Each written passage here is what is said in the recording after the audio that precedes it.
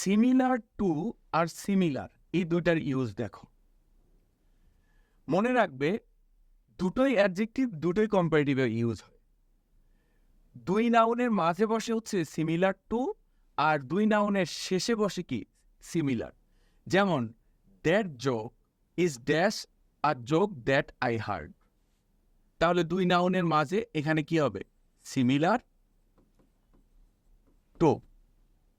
R that joke and a joke that I heard আর dash আর similar.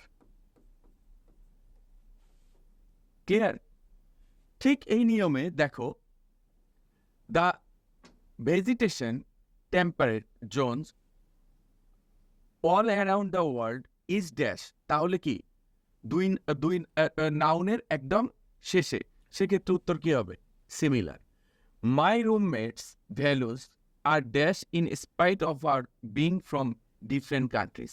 তাহলে এখানে কি মাই রুমমেটস ভ্যালুস আর ডিফারেন্ট কান্ট্রির এর তুলনা বোঝাচ্ছে, দুই নাউনের মাঝে কি হবে? Similar to. Kids glasses are dash.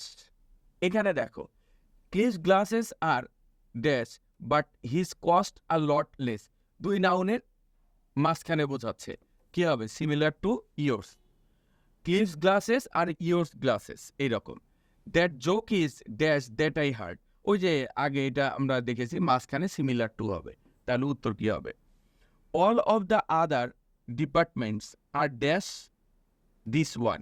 মাঝখানে, তার মানে সিমিলার টু।